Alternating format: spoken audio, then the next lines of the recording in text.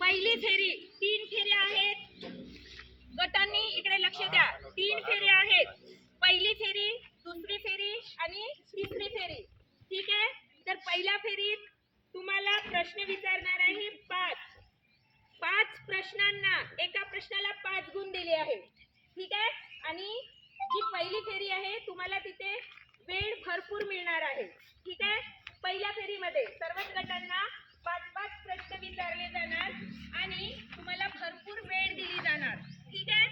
दुसरी फेरी आहे त्यामध्ये तुम्हाला टाइम थोडंसं काय करावं लागेल, तुम्हाला प्रश्न विचारला जाईल आणि तो जर तुम्हाला प्रश्न नाही आला तर दुसऱ्या गटाकडे पास केला जाईल. म्हणजे तुम्ही कराल की नाही येत पास. ठीक आहे. ही दुसरी फेरी. तिसऱ्या फेरीमध्ये 6 प्रश्न विचारले जातील आणि त्यामध्ये टाइम मॅनेजमेंट मध्ये 6 प्रश्न तुम्हाला 1 मिनिटात, एकदम इझी आहेत, 1 मिनिटात 6ही प्रश्नांचे उत्तर द्यायचे आहेत. इकडे टाइम लावली जाणार. 3 फेऱ्या समजल्या सर्वांना? चला पहिल्या फेरीला सुरुवात करू. एकदम इझी प्रश्न आहे मराठीचा. वर्ग 10वा. गटाचं नाव आहे गंगटोक, जे की सिक्कीमची राजधानी आहे.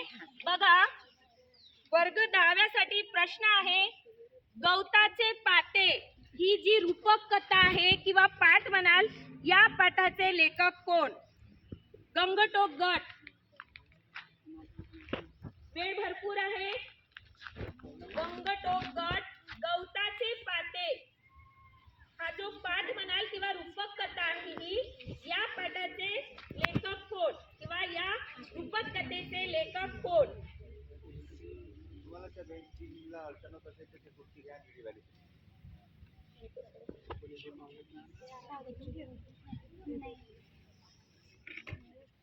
डिस्कस करू शकता.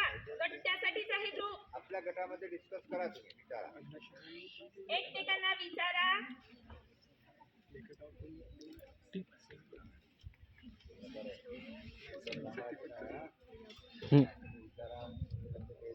तुमच्याकडे पास येईल दुसऱ्या फेरीला.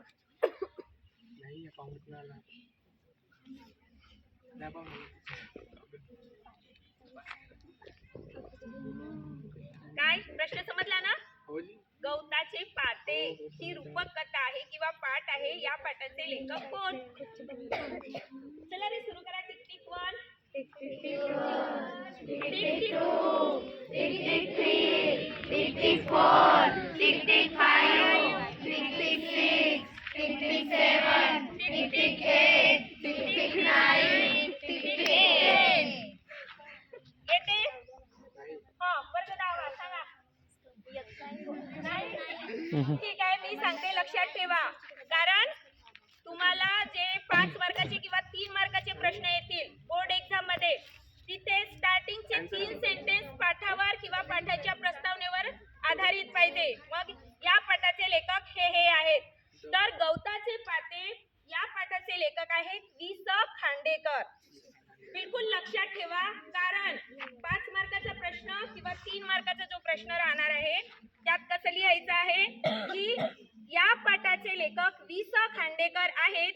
हा पाठ या पुस्तकातून घेतलेला आहे आणि पुन्हा या पाठाची मध्यवर्ती कल्पना तिथे एका वाक्यात लिहायचं आहे किंवा या पाठात हे दिलेलं आहे. हे 3 वाक्ये फर्स्ट म्हणजे सुरुवातीला आलेच पाहिजे, जेणेकरून 5 मार्काचा प्रश्न इझी जाईल किंवा तुम्हाला त्यावर मार्क येतील. दुसरा प्रश्न आहे वर्ग 10वा. जॉनला नवीन कल्पना सुचली. ग्रामर बोर्ड एक्झाम मध्ये येते. जॉनला नवीन कल्पना सुचली. या वाक्यातील क्रियापद ओळखा. अगदी सोपा प्रश्न आहे. व्याकरण. उभा होऊन उत्तर द्या. हा, उभा होऊन उत्तर द्या. व्हिडिओ सुरू आहे. जॉनला नवीन कल्पना सुचली. हे आहे वाक्य. जॉनला नवीन कल्पना सुचली. या वाक्यातील क्रियापद ओळखा. अरे करता कर्म क्रियापद. तिथे हात काढा, चांगले बसा वर्गासारखे.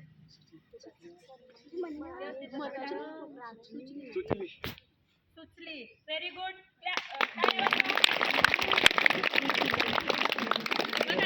क्रिया पहिली फेरी. ठीक आहे. बघा क्रियापद. क्रियापद कशाला म्हणतात सर्वांनी लक्षात द्या.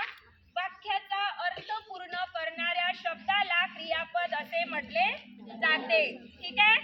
वाक्याचा अर्थ पूर्ण करणाऱ्या शब्दाला क्रियापद म्हटले जाते.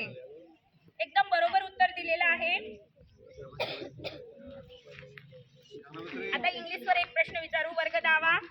2 प्रश्न झालेले आहेत.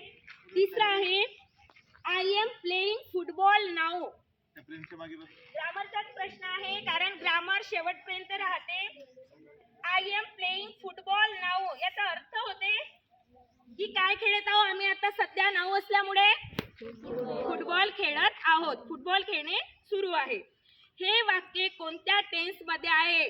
वर्ग 10 एकदम इझी प्रश्न आहे. पण present tense, past tense, future tense, पण त्या टेन्स मधला कोणता प्रकार आहे.